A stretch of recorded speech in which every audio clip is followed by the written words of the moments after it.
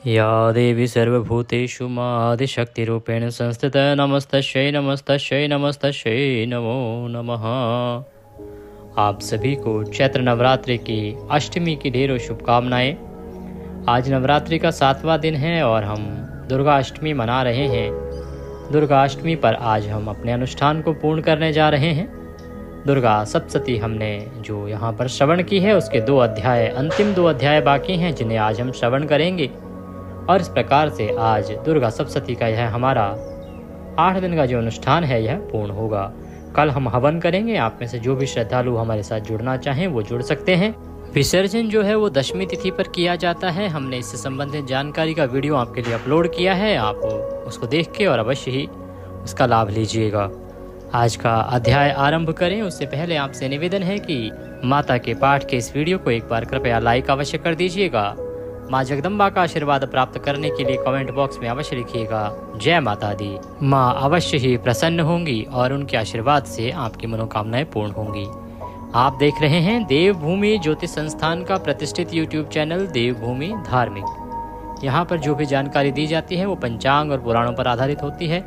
हम इधर उधर की बातें नहीं करते, मनगढ़ंत बातें नहीं करते। जो पुराणों में लिखा होता है, जो पंचांग में समय मुहूर्त आदि बताया होता है, हम उसी का वर्णन आपको करते हैं। तो आइए दुर्गा अष्टमी के दिन आज हम पूर्ण करेंगे अपनी दुर्गा सप्तशती का यह पाठ। आप सभी दर्शकों ने पूरे 8 दिन तक दुर्गा सप्तशती हमारे चैनल पर सुनी है। आप सभी का बहुत आभार, बहुत धन्यवाद। इसी प्रकार से आप सुनते रहें और माता का आशीर्वाद प्राप्त करते रहें। यदि कोई भी सज्जन दक्षिणा आदि कुछ अर्पित करना चाहता है, भेजना चाहता है, तो डिस्क्रिप्शन बॉक्स में जानकारी दी गई है। वहां पर आप नंबर्स पर किसी भी माध्यम से जो भी राशि देना चाहें वह दे सकते हैं। आइए आरंभ करते हैं आज के अध्याय। आरंभ करते हैं दुर्गा सप्तशती का 12वां अध्याय। सबसे पहले देवी का ध्यान करेंगे, तदुपरांत वृतांत आरंभ होगा। इसमें देवी चरित्रों के पाठ का महत्म्य कहा जाएगा। मैं 3 नेत्रों वाली दुर्गा देवी का ध्यान करता हूँ। उनके श्रीअंगों की प्रभा बिजली के समान है। वे सिंह के कंधे पर बैठी हुई हैं और भयंकर प्रतीत होती हैं। हाथों में तलवार और ढाल लिए अनेक कन्याएं उनकी सेवा में खड़ी हैं।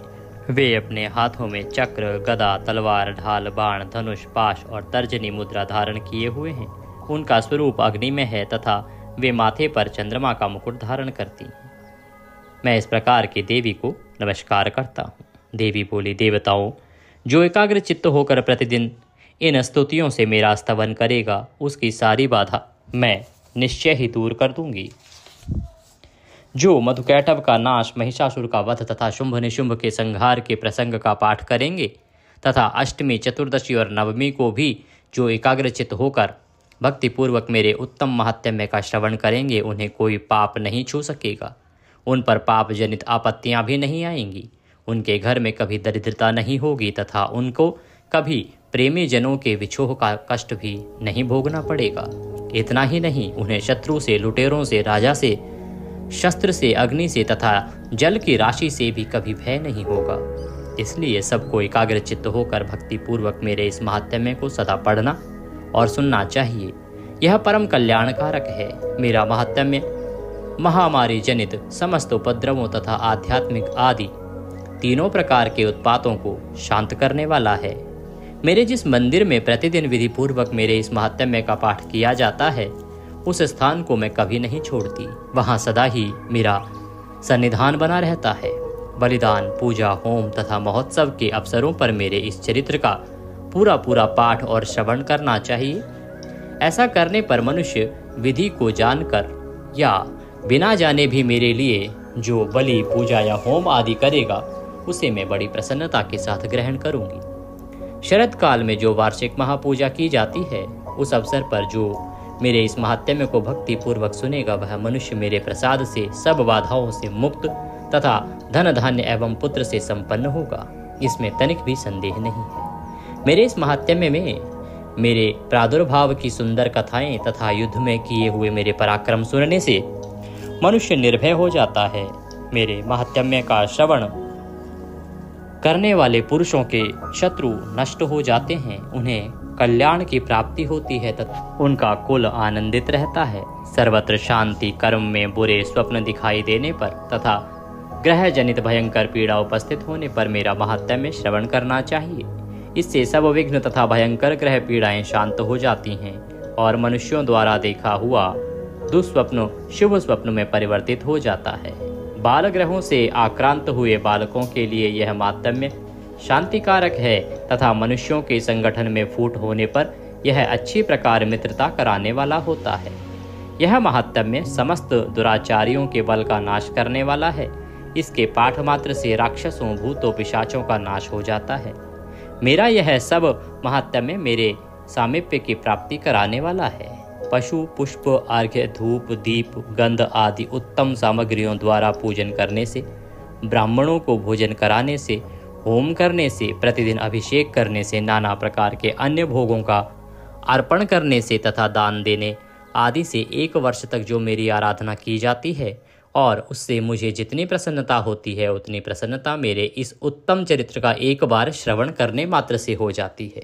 यह महात्म्य श्रवण करने पर पापों को हर लेता है और आरोग्य प्रदान करता है। मेरे प्रादुर्भाव का कीर्तन समस्त भूतों से रक्षा करता है तथा मेरा युद्ध विषय चरित्र दुष्ट दैत्यों का संहार करने वाला है। इसके श्रवण करने पर मनुष्यों को शत्रु का भय नहीं रहता। देवताओं, तुमने और ब्रह्म ऋषियों ने जो मेरी स्तुति की है तथा ब्रह्मा जी ने जो स्तुतियां की हैं वे सभी कल्याणमयी बुद्धि प्रदान करती हैं।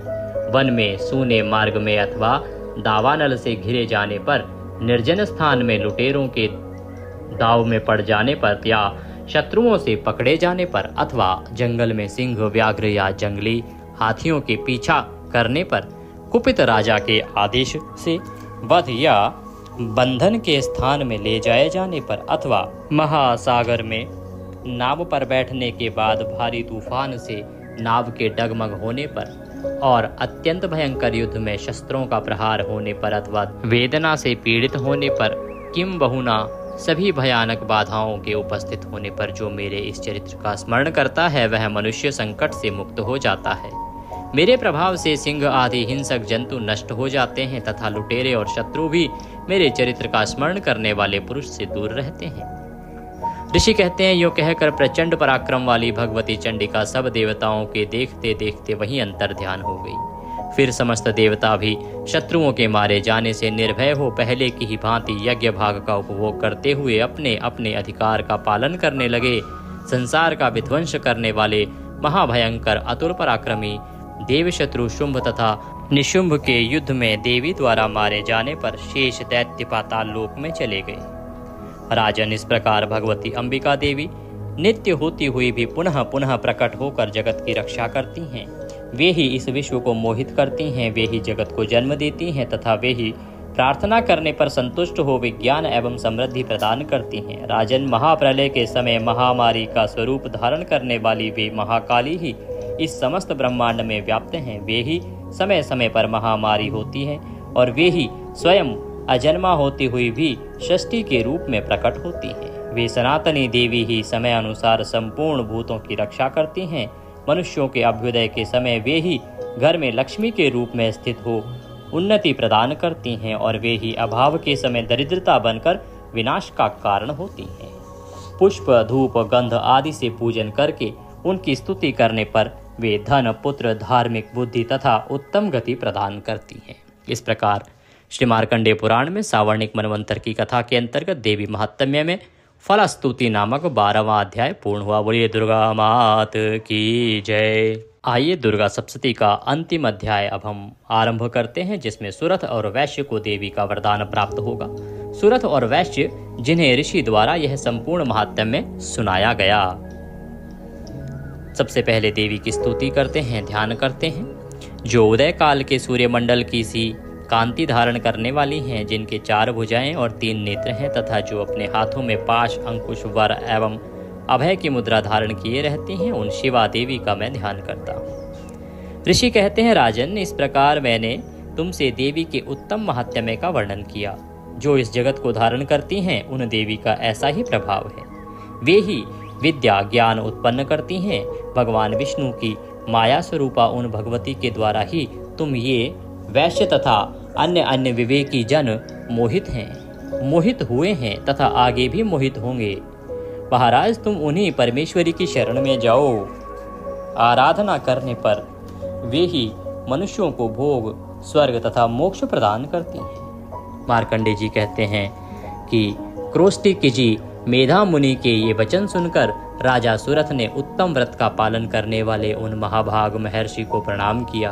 वे अत्यंत ममता और राज्य पहरण से बहुत खिन्न हो चुके थे।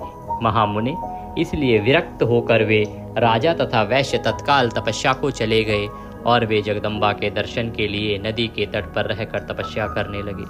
वे वैश्य उत्तम देवी सूक्त का जप करते हुए तपस्या में प्रवृत्त हुए। वे दोनों नदी के तट पर देवी की मिट्टी की मूर्ति बनाकर पुष्प, धूप, हवन आदि के द्वारा उनकी आराधना करने लगे।